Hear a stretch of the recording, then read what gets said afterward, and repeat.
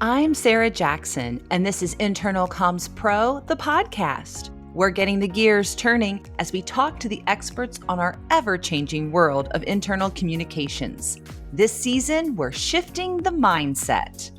I don't think you can hope to sort of influence or bend the ear of someone if you don't have some kind of a relationship with them. And I think those are things that you have to really work at. If there's a change that needs to be made, go about it methodically. Go back to those key stakeholders, come up with, work it from a strategic perspective. I think this crisis has either shown the strength and the foundational stability of a culture, or is probably shown all the cracks and leaks that a culture might have.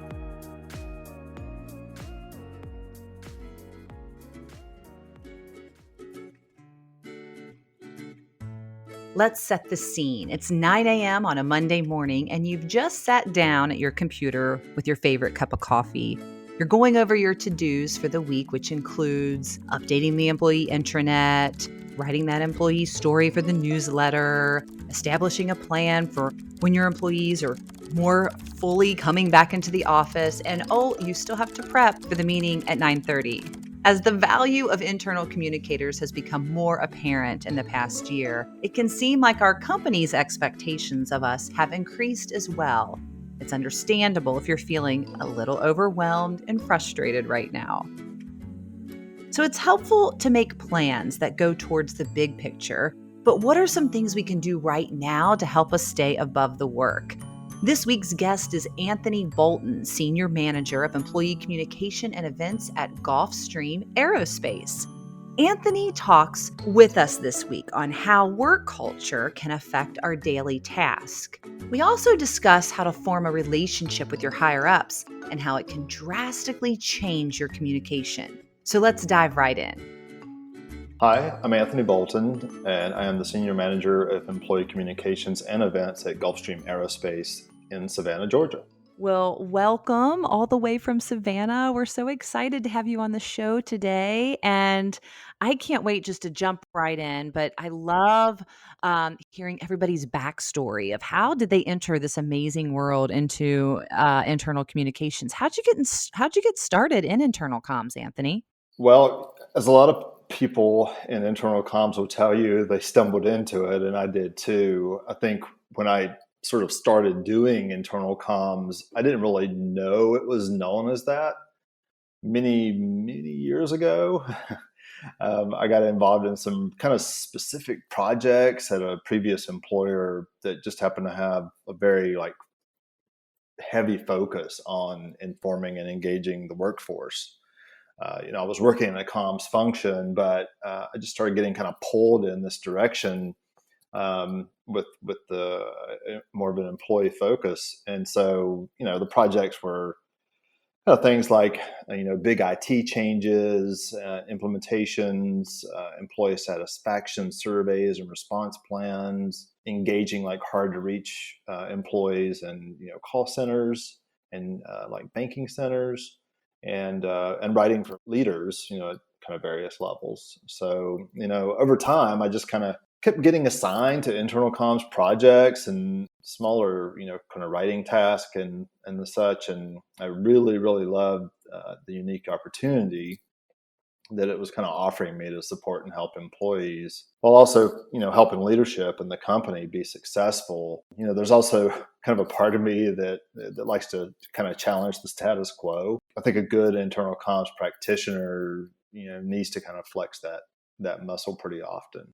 Yeah, well, that's one of the reasons why I wanted to have you on our show. This whole season is about the making mental shifts in sort of how we work and how we even internal communicators think about their roles that they play in the company. In your opinion, with everything that has happened with internal communicators now being able to really be center stage, to really play a very large leadership role, whether it's formal or informal, what role now do you see internal communicators playing in establishing company culture?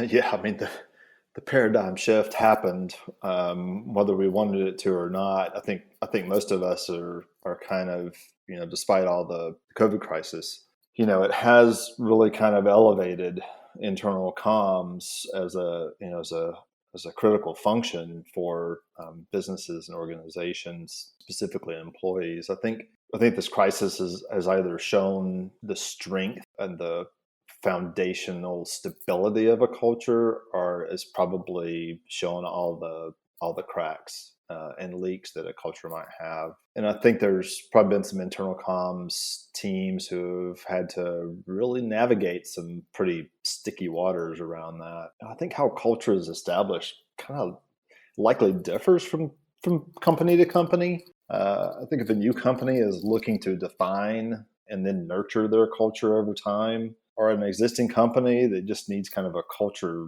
refresh, I think leadership would really do well. It'd be smart for them to have their internal comms folks kind of deeply involved along the way. Everything from the strategic framework to the tactical implementation. I think for IC pros, making sure that you're engaged in cultural initiatives can really kind of depend on how much you've promoted the value of having internal comms in the mix, along with how solid your work relationships are with areas like human resources, who are, likely to be kind of driving those culture efforts, or maybe even marketing, who's kind of looking to, refresh. They may be refreshing the company image, which could also have an impact or cause a shift to the culture inside the company. So, talk to me about if I don't have agency and but see that helping, define even the narrative around company culture, how do I get there? Like, how do I maneuver myself into a position so that I have the agency to help make an impact on the culture or to even help drive it? For me, and you'll probably hear me bring this up several times, and I just kind of mentioned like those working relationships. So you've gotta have some connections in the organization to those other strategic stakeholders in the company's culture. I don't think you can hope to sort of influence or bend the ear of someone if you don't have some kind of a relationship with them. And I think those are things that that you have to really work at. You have to work at building them or establishing them and then building them over time, and then sort of doing some care and feeding, right? So I think it's just understanding with who else has a stake in culture, or who else has influence of the culture. I think there's also a lot of merit to taking opportunities to engage with leaders kind of one-on-one. It was something I do at Gulfstream, and it's something I did at my previous company, and I know for some, it could feel a little intimidating or a little scary to just, invite a VP or an SVP or, what have you to lunch. But you'd be surprised how open most people are to that invitation. And then it really gives you an opportunity to understand, what do they think about the culture? What's good, what could be improved, and then you can kind of help them understand how the internal comms function, could help sustain or make shifts that are needed to be made. How do you define culture? Like, if I say, what's the company culture at Gulfstream? First of all, like, what are we talking about here? Because I know we're all communicators, so words matter and the definition of words. What are we talking about here when you say culture? When I think of culture, company culture, I think it has more to do with the attitude that people have about their work and the place they work, and what that place represents in the communities, and even globally. I know there are traditional definitions of culture, and I'm not going to hit on those. I'm just sharing what I kind of think of as culture is really like, what do people like in their soul? What do they think about where they work, the people they work for, the people they work with, that kind of thing. I mean, I was having a conversation with someone just earlier this week, and I was like, if every employee at Gulfstream carried a message a positive message about what it's like to work at Gulfstream in every situation they could be in, whether it's someone who is authorized to talk to the media and they are talking to the media, or it's someone who just gets asked, they meet a stranger at like a cookout and it's like, where do you work? And then the employee's response is, well, I work at Gulfstream Aerospace, and let me tell you what an amazing place it is. I think that's certainly a reflection of a culture that has some strength and is nurtured. And I think for Gulfstream, the culture that I've experienced there is one of passion around what we do. It's passion around the product. It's passion for the services we provide to our customers. Well, and I think it's a good point to note that the internal communicator should ask the question about how their company defines culture. I know I've always defined it, and it's how an employee feels, right? You have a little bit different definition. I love that soul comment that you made.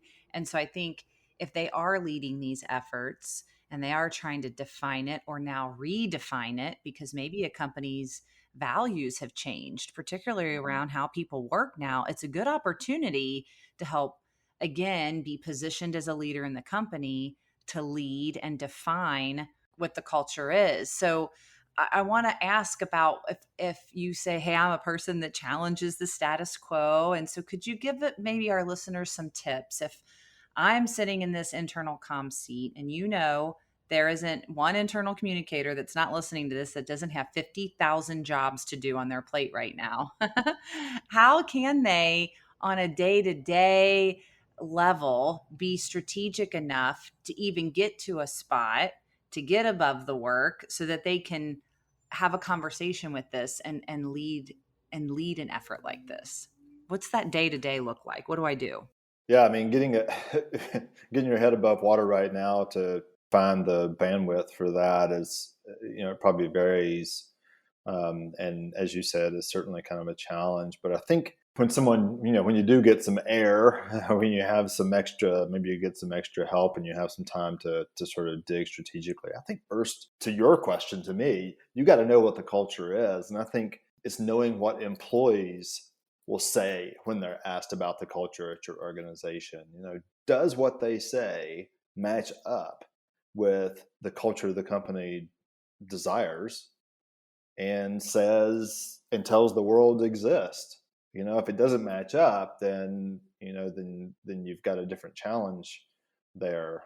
But once you kind of know that, I think you leverage what you know and understand where the organization wants to be culturally, and then I think you got to kind of infuse that into everything you do every day. I know for my team, we think about our culture when we're writing art. It's the words in our articles, it's the images on our intranet, it's the tone of our leader messages. All that can play into shaping and reshaping a culture over and over and over.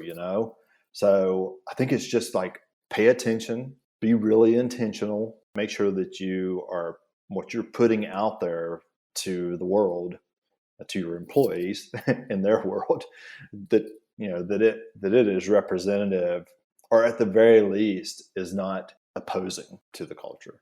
We can't get sort of ahead of our skis either, because I think sometimes you might have an idea that you want to do something maybe a little different with a particular article, or maybe with a podcast or a video. And if it's something that just doesn't like fit with the culture, or isn't going to maybe more specifically resonate with your audience, who is of course representative of your culture, right? If it's not going to resonate, don't try to force it on people. If there's a change that needs to be made, go about it methodically. Go back to those key stakeholders, come up with, work it from a strategic perspective. But don't just sort of throw a zinger out there at your audience and expect them to suddenly say, "Oh, okay, cool. We'll understand this now," or this will be our belief system now, or something. It kind of doesn't work that way, and it might be enticing. It could be attractive to try that and just, oh, we'll see how people how people react to this. But I don't think you want to test your culture like that. Internal Comms Pro, the podcast, will be back after a quick word from our sponsor.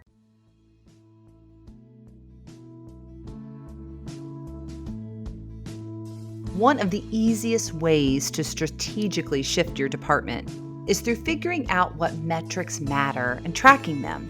Our sponsor Circle knows that each IC department are unique in their own way. And that's why Circle Broadcast Suite provides communicators with custom, shareable dashboards that you can use your unique content and channel analytics to provide department insights that matter to your team and your higher-ups.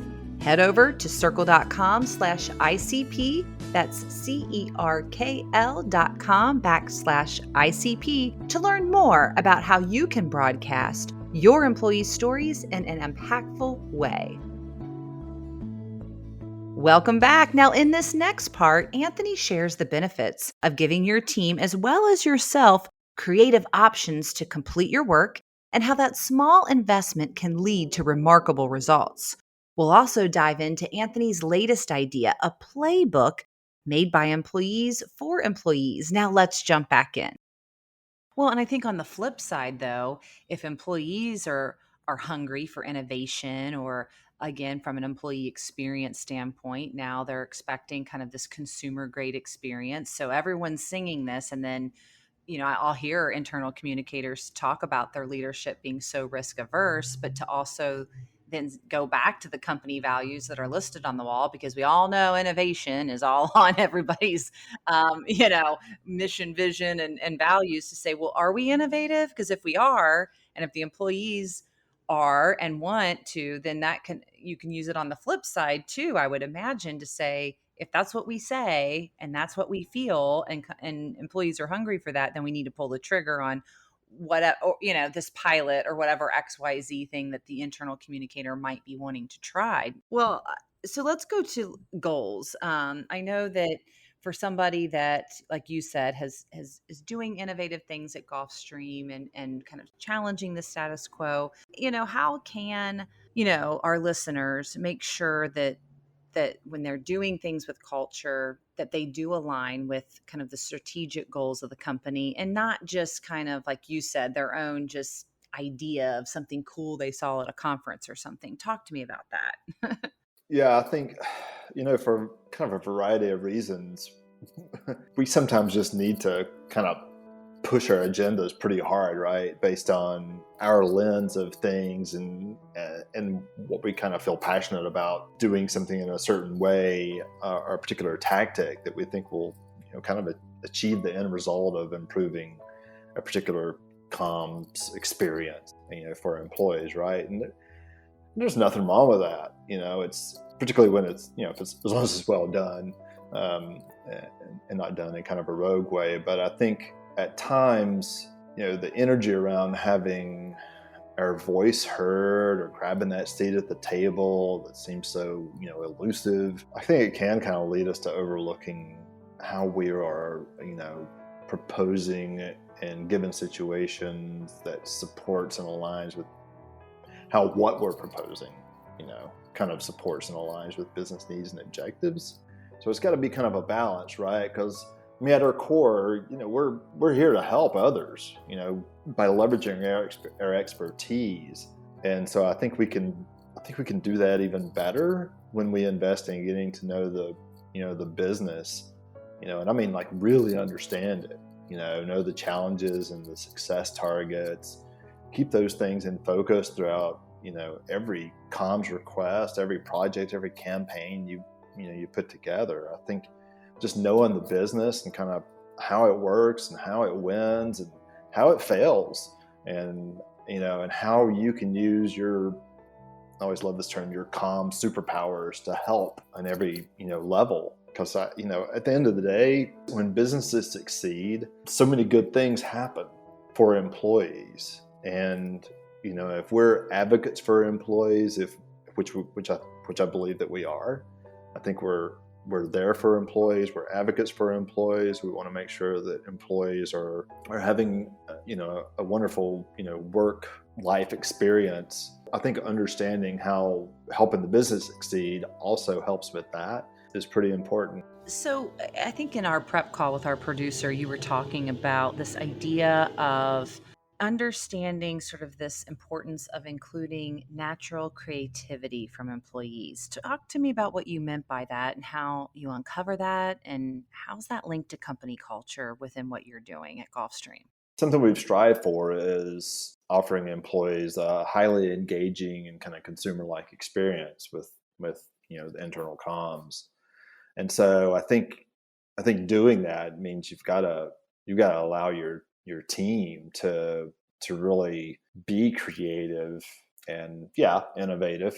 So why not? It's part of our culture, right? It's not part of our mission state. I think one thing that tends to happen with teams is they're so kind of caught up in the never-ending task list, and they kind of miss opportunities to give folks an opportunity as leaders. I think we can kind of miss opportunities to give folks those opportunities to get out of the office, and get into a space where creativity can kind of bloom.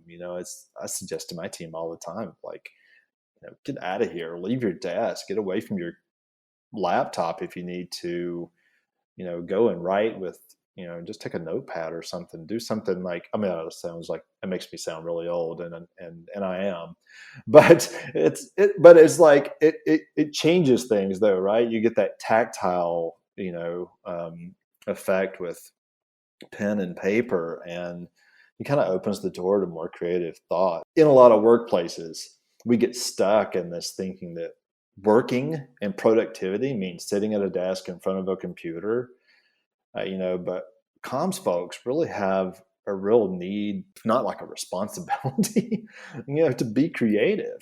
So you got to give your folks and yourself as a leader the best opportunity to kind of feel creative, so you can you let your natural creativity shine. Well, talk to me about what are some creative things or some things that you got going on at Gulfstream in terms of culture. I want to hear about some of the most successful things, and then maybe some not so successful things that you tried to do, because I know that's where we uncover sort of the best learnings. So what are you guys doing over there at Gulfstream in terms of culture, and particularly how is internal comms sort of leading the way there? So here's a good example. When I got to Gulfstream, there probably wasn't as much leader to employee engagement on a broader scale. Talking of town halls and all hands and things of that nature, and over time we've gotten more formalized with that. We've got more of a sort of schedule around when our president is doing an all hands meeting, or well, these days more like a video. With COVID, we've kind of switched to video format for that. But then also having everyone on his leadership team and other layers being very consistent and very intentional with engaging with employees. And then we've also, because we launched Microsoft Teams late last year, we've also got our leaders engaged in Teams. And so we've got, question forums in there, not just for employees to ask leaders questions, but also for leaders to connect with other leaders so they can help and kind of support each other. I think we've had a lot of effort, particularly through COVID and sort of on the other side of 2020, really focusing on how are we supporting leaders to be the best that they can be. We've kind of been putting together some playbooks for them. We've been sort of posting pieces of the playbooks out through Teams, and then we're going to kind of compile. We're going to get some feedback from them.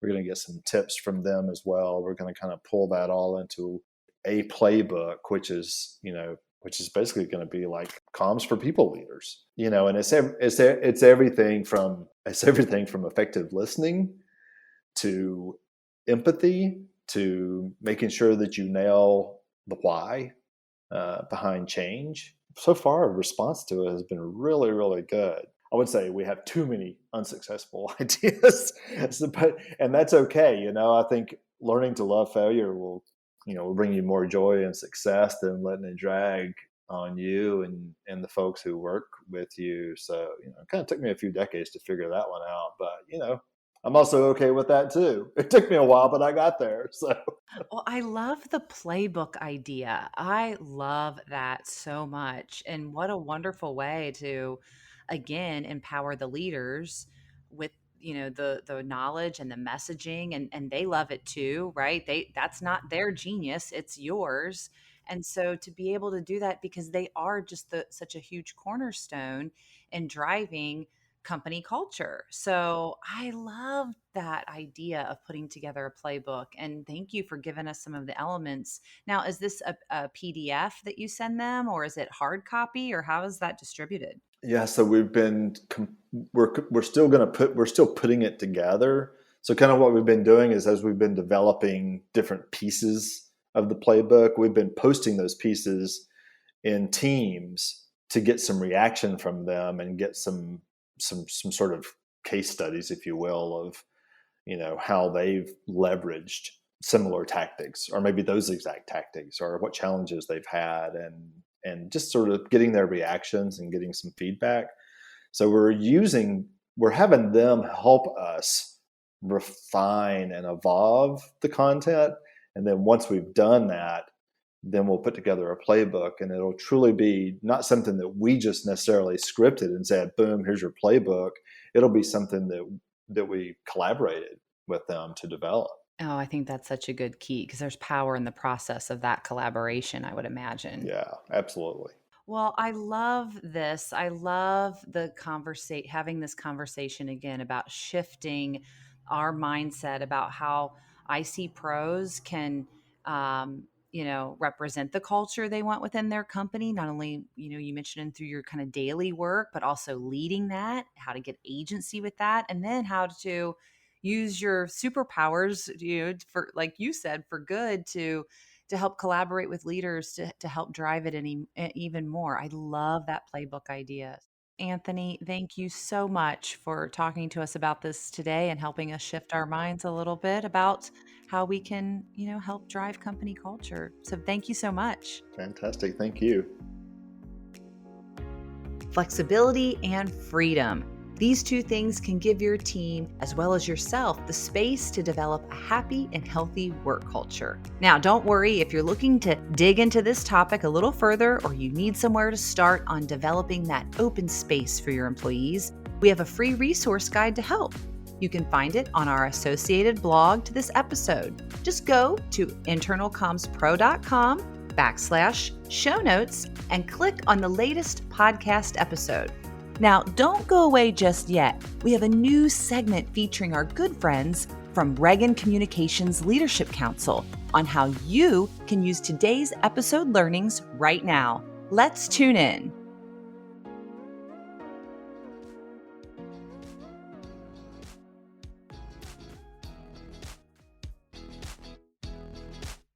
Thank you so much for having me today. I'm Mandy Zaransky-Hurst, Ragan's Chief Operating Officer and Head of Communications Leadership Councils for Ragan. Today, I'm joined by John Cirone, Director of Leader and Employee Comms at Microsoft.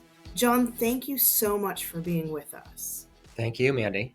I'd love to start today by you sharing a bit about what you do in your role as Director of Leader and Employee Comms at Microsoft.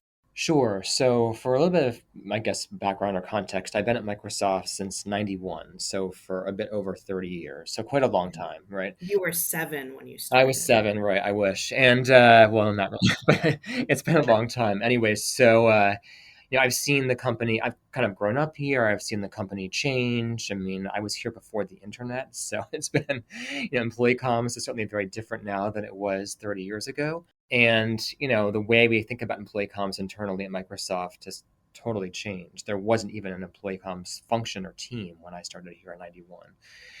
Now internal communications and executive comms is, a core part of our overall communications and marketing mix at Microsoft. Almost every Microsoft senior leader is going to have a comms person or more than one person supporting their internal and external communications work. And so my job and the job of my team is to sort of build that network of people throughout the company. There's an opportunity to really push forward and be strategic in the way in which you're prioritizing. And I say that as a dovetail to my next question, because today is really all about kind of strategic priorities and how to have strategic priorities move forward on a day-to-day basis. And so I wanted to get a sense from you how you create and structure strategic priorities for employee comms at Microsoft. I mean, it must be such a massive undertaking. It is a very decentralized function. So, we're not looking to build a model that everybody has to adhere to 100%, where they've got to build scorecards and report into a single person. It's much more about sort of setting a direction and a strategy for the discipline, and then, sharing information to provide a solid foundation for all the folks to work from as they tailor and customize communications to their leader and to their country and to their organization. And so when I think about, the job of establishing priorities for the function, there's sort of two layers of that. I think one is, and I'll call them focus areas, not priorities. What are the 3 or 4 things that you think the discipline should stand for and try to be impacting and influencing year in and year out? And these things really shouldn't change, right? At Microsoft, we have 4 of those areas. The first one is to empower leaders to build confidence in our company mission and strategy. The second is to inspire employees to embrace our culture. The third one is to celebrate pride and encourage employees to be safe and smart evangelists for Microsoft. And the fourth one is defining and supporting a new way of working. And those things, the fourth one is obviously relatively new given the pandemic, but the first 3 haven't changed in many years. And we have, tactics and activities that support all those things. We have ways of measuring all those things across organization. They are kind of tried and true. The other part of this is sort of the day in and day out prioritization. And there, I think it's a little bit of, art and a little bit of science, right? There's, we're never going to solve for the problem of information overload. That is the world that we all live in now, and that's just the way things are. But I think what we can try and do in this function is we can try and establish priorities. What are the key moments for the company from a news perspective?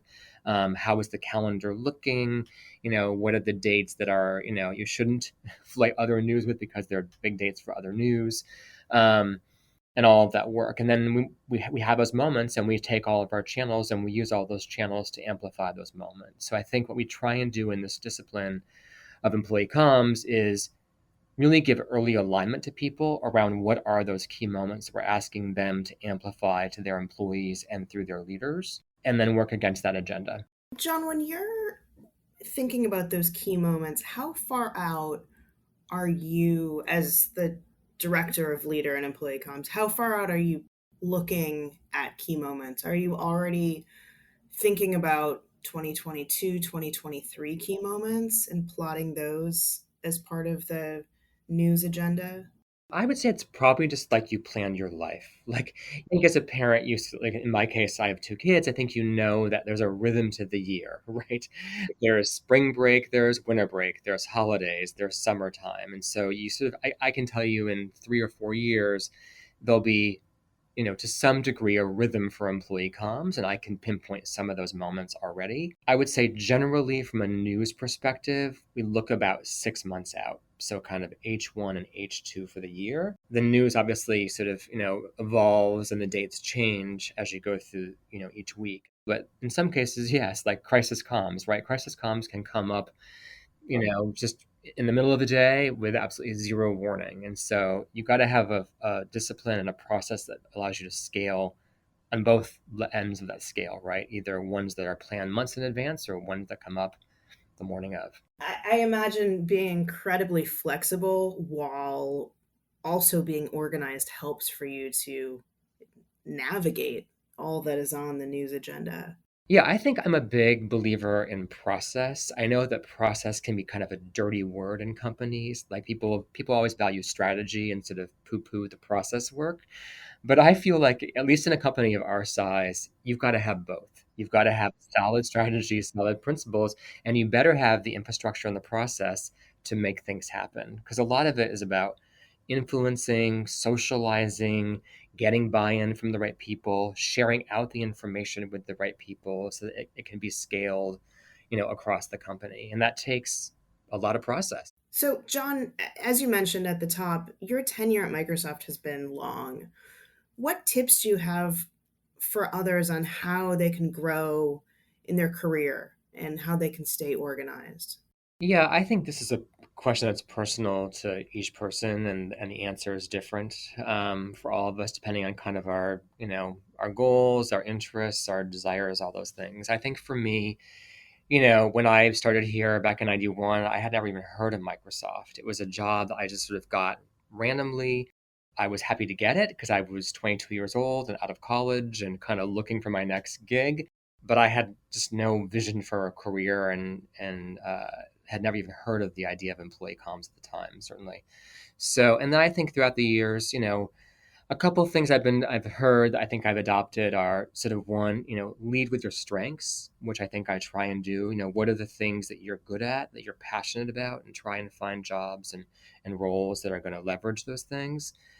And then two, having a great manager, I think is sort of key. I know for me in my 30 years here, I've been happiest when I've worked for a really great manager. So I look for teams that are like that, when I can work for a great leader that I'm learning from, that I find highly collaborative, and that supports the development of their team. And so for me, it's sort of, that sort of strength leadership. It's the importance of a great manager. And then probably at the bottom level, it's, am I happy? Right? Am I enjoying myself? Am I challenged? Am I learning? And I think I've been lucky to work at a company where it's been at the epicenter of so much change in the world in the last 30 years. It's not the same place it was 30 years ago, certainly. It evolves very quickly, and that makes the company and the function super interesting for me. Yes, I mean, I'm envious of all that you've said. I love the leading with your strengths. I wholeheartedly believe that. I can't thank you enough for sharing with us today. I appreciate it personally. I'm sure the listeners do. And I know that the creators of Internal Comms Pro appreciate your wisdom and time as well.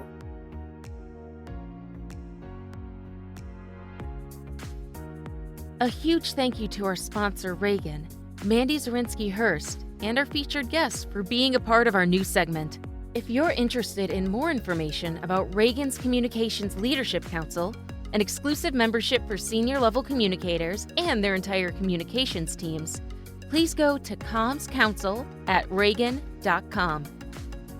Internal Comms Pro, the podcast, is also proudly supported by the Circle Broadcast Suite, an entire suite built for internal communicators. Learn more at circle.com. Internal Comms Pro, the podcast, is produced by the Internal Comms Pro Collective. Don't forget to visit www.internalcommspro.com/show notes for our free resource guides. Thank you for listening.